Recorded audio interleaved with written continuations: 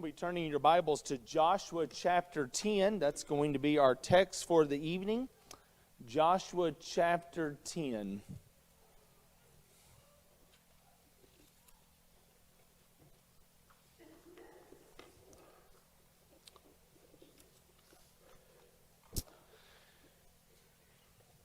Have you ever been on the verge of some kind of breakthrough? Maybe you've been working on a problem around the house, or a problem at work, or maybe a problem at school or a homework assignment, or maybe you've been working on a project and you see the finish line in sight and you feel that relentless march threatening to snatch your victory away.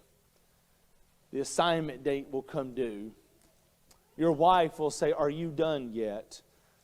Or the clock runs out. This evening I want us to step onto the battlefield with Joshua and with the Israelite army.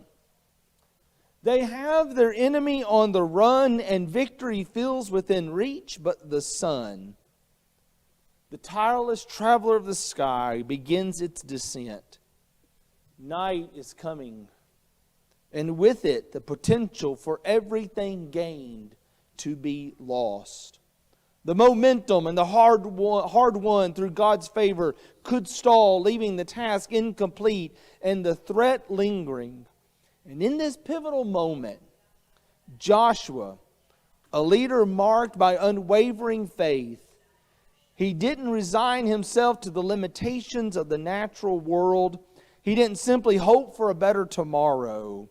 He spoke with audacious boldness and commanded the cosmos to stand still. Tonight we're going to explore this incredible event in Joshua chapter 10. As I've been taking a lesson from our year-long reading plan through the Old Testament, I came to Joshua 10 as something we'll be reading this week, and I've never preached on that. In fact, I don't remember studying that since I was a little kid. And so I'd like for us tonight to pull that back up. The first thing we notice when we get to chapter 10 is that the focus really at the beginning is on the king of Jerusalem and how he feared Joshua. He's going to hear about the conquest of Ai and Jericho. Notice with me verse 1. As soon as Adonizedek, king of Jerusalem, heard how Joshua had captured Ai and he had devoted it to destruction, doing to Ai and its kings as he had done to Jericho and its king, and how the inhabitants, he will go on to say, of Gibeon had made peace with Israel and were among them. And so the king has heard two things. He's heard how the children of Israel destroyed the city of Jericho and destroyed the city of Ai. And you can go back to Joshua chapter 6, 7, and 8 and read about that. But he's also heard how the Gibeonites have made peace with Israel. Now that's just in the previous chapter, chapter 9. And it was a ruse. The Gibeonites are people of the land of Canaan. And yet they tricked Joshua and the Israelites into thinking they've come from a far off and they want to sue for peace. Joshua, according to verse 14, does not inquire of the Lord about them, and he falls for the ruse and he makes peace with them. But realizing what's happened, he has subjected them to be servants of Israel. But they're a powerful nation, they're a powerful people, and the king of Jerusalem is afraid because they have made peace with Israel. And so what he's going to do is he's going to build an alliance of 10 kings to war against, not Israel, but war against the Gibeonites. Kind of a way of punishing them for making peace with Israel. Let's pick the reading up with verse 2. So he feared greatly because of those things in verse 1, because Gibeon was a great city. It was like one of the royal cities, and because it was greater than Ai, and its men were warriors. So Adonizedek, king of Jerusalem, went to Haman, king of Hebron, and Piram, king of Jerimoth, and Japha, king of Lachish, and Deber, king of Eglon, saying, Come up to me and help me. Let us strike Gibeon, for it has made peace with Joshua and with the people of Israel. Then the 5 kings of the Amorites, the king of Jerusalem, the king of Hebron, the king of Jerimoth, the king of Lachish, and the king of Eglon, that's 10 kings, gathered their forces and went up with their armies and encamped against Gibeon and made war against it. Now, so far we haven't called Joshua into the scene, but now we will. Because the Gibeonites are going to call upon Joshua. Remember your covenant. Remember the treaty of peace you've made with us. And now come help us. And this will be a moment of bold faith for Joshua. First of all, I want to point out that this is a bold faith that he is going to act upon the promises of God. So let's turn to verses 6 through 8. So the men of Gibeon sent to Joshua at the camp of Gilgal, saying, "Do not relax your hand from your servants. Come up to us quickly. Save us and help us. For all the kings of the Amorites who dwell in the hill country are gathered against us." So Joshua went up from Gilgal, he and all the people of war with him, and all the mighty men of valor. And the Lord said to Joshua, "Do not fear them, for I have given them into your hands. Not a man of them shall stand before you." And so what Joshua is doing in his battles, he is relying upon, acting upon the promises of God. And here that one promise is, "Do not fear, I have delivered them into your hand." Well, God has said some things earlier to Joshua that are very similar to this. Let's go back to Joshua chapter 1. Joshua chapter 1. And I want us to look at beginning with verse 1. Now, this is Joshua has been commissioned to replace Moses. Moses dies at the end of Deuteronomy. And now Joshua has been commissioned as the leader, and he is going to take the children of Israel into the promised land. And if you've got your pen, there's a number of places here that you might want to underline if you don't have them already underlined. So notice verse 1. After the death of Moses, the servant of the Lord said to Joshua, son of Nun, Moses' assistant, "Moses, my servant, is dead. Therefore, arise, go over this Jordan, you and the people, into the land that I am giving to them, and to the people of Israel. Every place that the sole of your foot will tread upon, I have given to you, just as I promised to Moses. From the wilderness and this Lebanon, as far as the great river, the river Euphrates, all the land of the Hittites, to the great sea, toward the going down of the sun, shall be your territory. No man shall be able to stand before you all the days of your life. Just as I was with Moses, so I will be with you. I will not leave you or forsake you." You want to underline at least that last statement. I will not leave you or forsake you. Now let's keep reading verse 6. So be strong and courageous. So underline that. I will not leave you or forsake you. Be strong and courageous.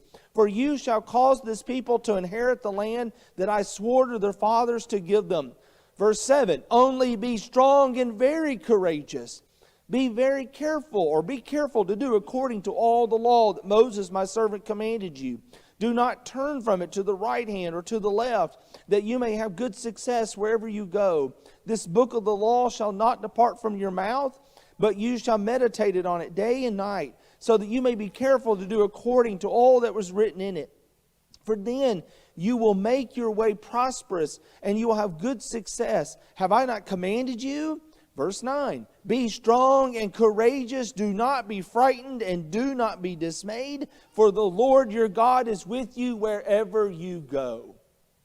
And at least 3 times in that section, he's telling him, do not be afraid. Be strong. Be courageous. I will not forsake you. I am with you. And so in this battle in chapter 10, we have echoed the very words that God spoke to Joshua at the beginning. Do not be afraid. Be strong. Be courageous. I am with you. You know, those same words are spoken to us today, but not about war, but about contentment. Go with me to Hebrews chapter 13. Hebrews 13. I want you to notice what the Hebrew writer writes. after giving us this long treatment of all this theological teaching about why Jesus is better than Moses and Jesus' commandments better than the law of Moses and his sacrifice is better and his priesthood is better, we get to chapter 13 and we just have this real practical teaching. I'm going to pick it up with verse 5, 13 beginning with verse 5. He's going to write, "Keep your life free from the love of money. Be content with what you have. For he has said," that is God, "for God has said, I will never leave you nor forsake you." So then we can confidently say, "The Lord is my helper, I will not fear. What can man do to me?" When the Hebrew writer writes, "For God has said, I will never leave you nor forsake you," those are the words that he gives Joshua as he's going in preparing for battle and war and conquest. They're the same words he gave Jacob in Genesis chapter 28 and verse 15. As he's leaving the promised land, he will come back because the Lord will not forsake him. In Deuteronomy chapter 31, verses 6 through 8, it's the same word that God gave Israel at the death of Moses, that they would indeed inherit the promised land. It echoes those same words that Jesus spoke to the disciples in Matthew chapter 28 and verse 20. It's the same words that God's giving us today. Originally spoken to people who were going into war, he is saying to us, you can be content with what you have because I will never leave you nor forsake you. We need not have to fear man because God is with us. In Joshua chapter 10, it's not some examination of some bold miracle of when time stood still. It's a reminder to all of us to exercise a bold faith that acts upon the promises of God, that he would never leave us nor forsake us. We have no reason to fear. Let's look at our second point. Bold faith is rooted in the power of God. Let's go back to Joshua 10.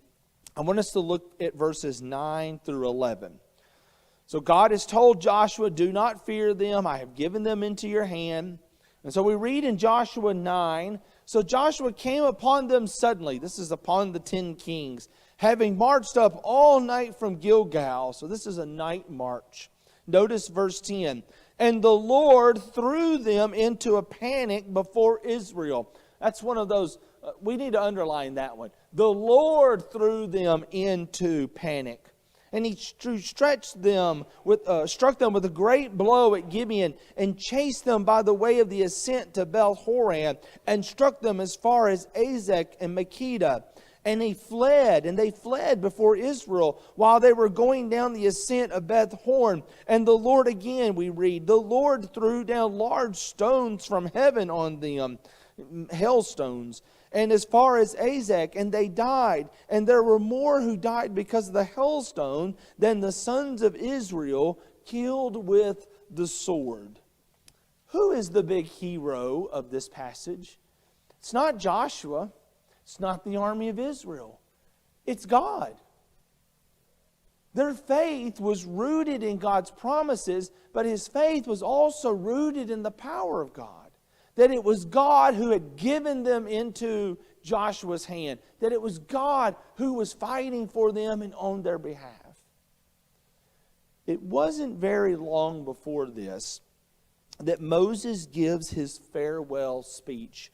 Let's go back to Deuteronomy chapter 1. Deuteronomy 1. And I guess sometimes in my thinking, I forget Deuteronomy as a speech. And so this is a speech that Moses is going to give the children of Israel before they cross over the Jordan and attack Jericho, then Ai, and then the things that we're reading about right here. So this is very soon in the collective mind. So Deuteronomy chapter 1. I want you to notice verses 29 and 30. Now, then I said to you, this is God speaking. This is Moses speaking, and he's recounting the children of Israel's refusal to enter the promised land. I think we looked at this passage a couple of weeks ago. The 12 spies go. They come back. Joshua and Caleb give a good report. 10 spies give a bad report. And so the people refuse to enter into the land. And Moses is recounting that. And then he says in verse 29, I said this to you, do not go in dread or be afraid of them. The Lord your God who goes before you will himself fight for you, just as he did for you in Egypt before your eyes.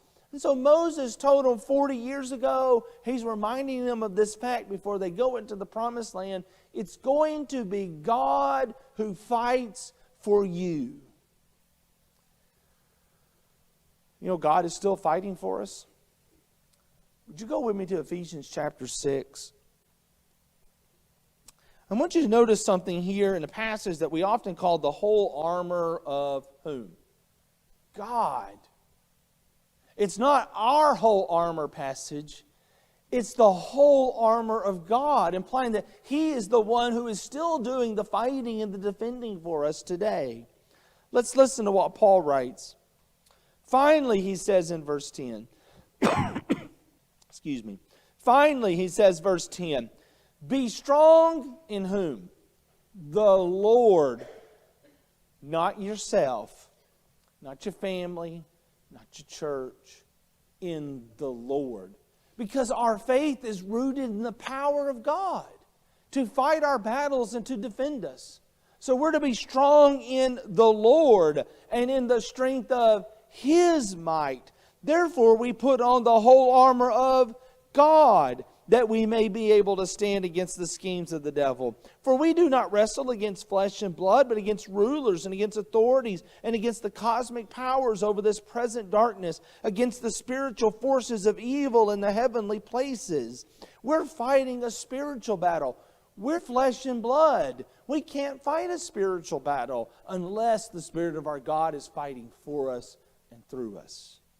Therefore, he says in verse 13, take up the whole armor of God, that you may be able to stand and withstand in the evil days, having done all to stand firm. Stand therefore, having fastened on the belt of truth, having put on the breastplate of righteousness, as shoes for your feet, having put on the readiness given by the gospel of peace. In all circumstances take up the shield of faith, with which you can extinguish all the flaming darts of the evil one.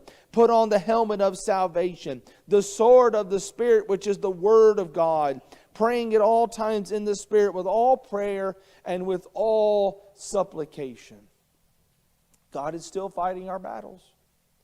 But we have to be the kind of people like Joshua who exercise a bold faith that is rooted in the power of God, that is rooted in His might and His strength, because He alone is able and willing and has won the victory over Satan for us. Well, let's go back to Joshua 10, and we have our third and our final point. Joshua has a bold faith that believes God for the impossible.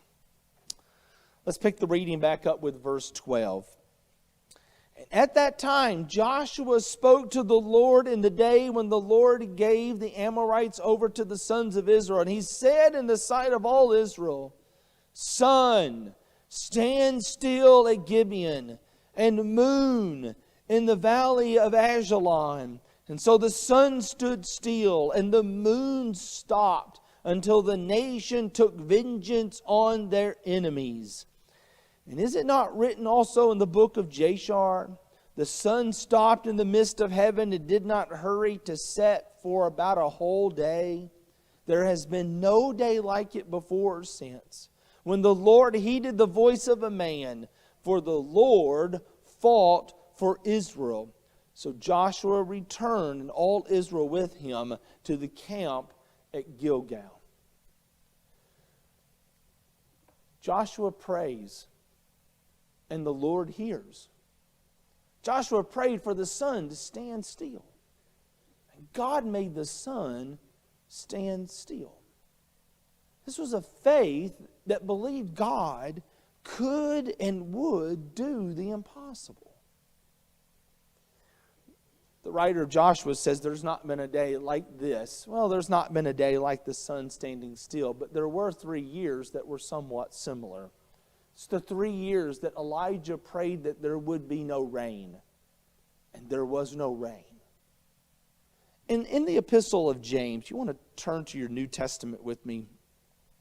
James is going to pick up on this, Elijah's prayer, and he's going to make an application to our own prayer lives.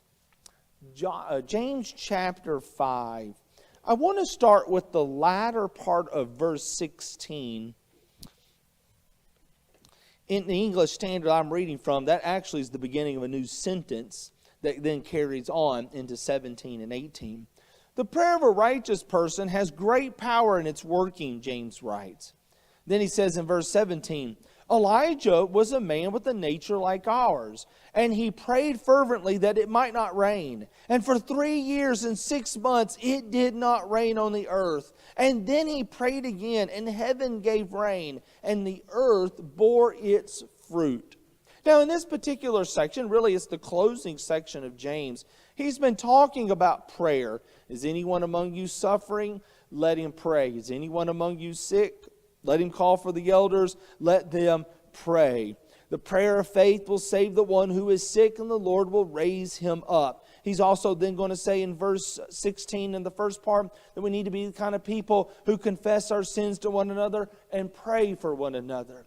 And then, lest anyone say, who am I that I could pray and anything good come from it? He points to Elijah. And he says Elijah was a man who was just flesh and blood just like us.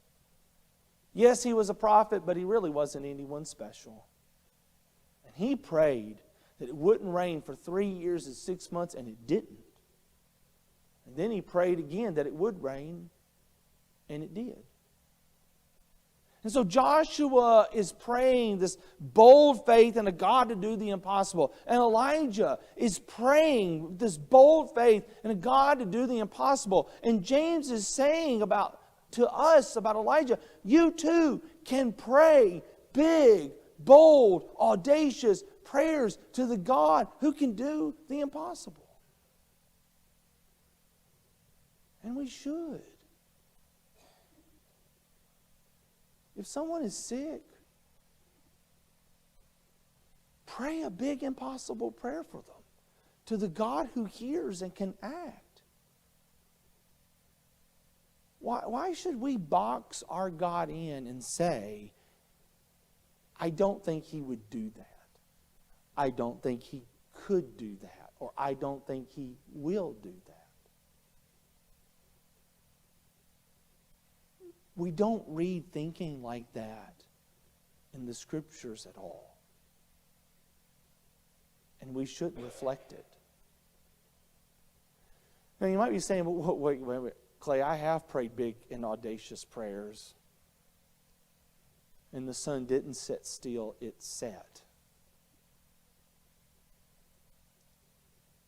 Well, let's go to Mark chapter 14. And I want you to notice something that Jesus prays in the garden.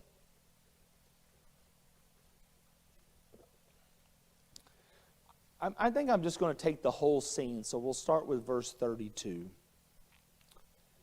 This is Mark 14. And the text reads, and they went to a place called Gethsemane, and he said to his disciples, sit here while I pray. And he took with him Peter and James and John and began to be greatly distressed and troubled. And he said to them, my soul is very sorrowful, even to death. Remain here and watch with me. And going a little farther, Jesus fell on the ground and he prayed, if it were possible that this hour might pass from him. And he said, Abba, Father, what? All things are possible for you. Is Jesus praying a bold prayer by faith to the God who can do the possible or the impossible? Yeah. And he says so. All things are possible with you. There is nothing impossible for you. Abba, Father, all things are possible for you. Remove this cup from me. Yet not what I will, but what you will. And he came and he found them sleeping, and he said to Peter, Simon, are you sleeping? Could you not watch with me 1 hour? Watch and pray that you may not enter in temptation. The flesh indeed is willing, but the spirit is willing, but the flesh is so weak. And again, Jesus went away and he prayed the same words. Abba, Father, all things are possible for you. Remove this cup from me, yet not what I will, but what you will.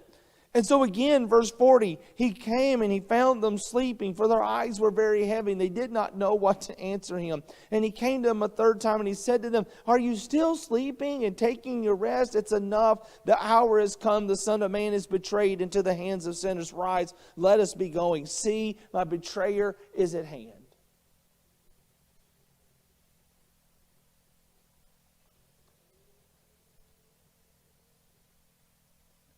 Even in Jesus' prayer in the garden,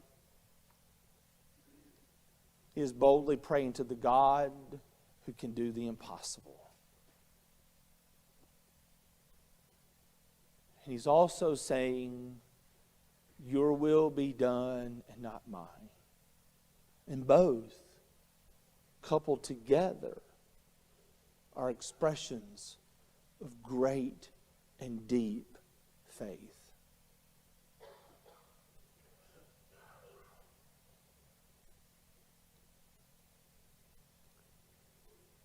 The sun indeed stood still that day in Gibeon. It wasn't magic.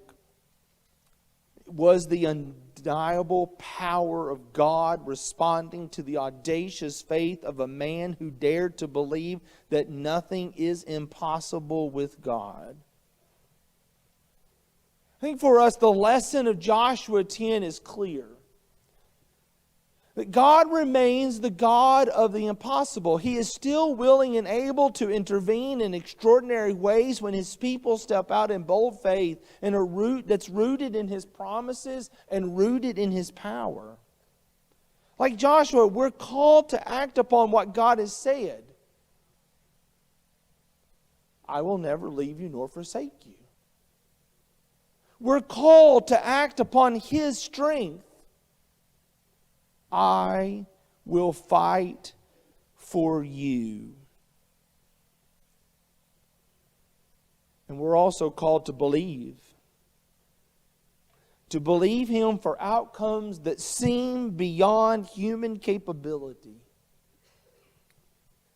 So don't let the fear of failure or the weight of circumstances dim the light of your faith. Instead, let the unwavering conviction of Joshua ignite a fire within you. Dare to pray bold prayers. And dare to take courageous steps. And dare to believe in the God who stopped the sun for His people. Because He is the same God who is with us now. Ready to fight our battles.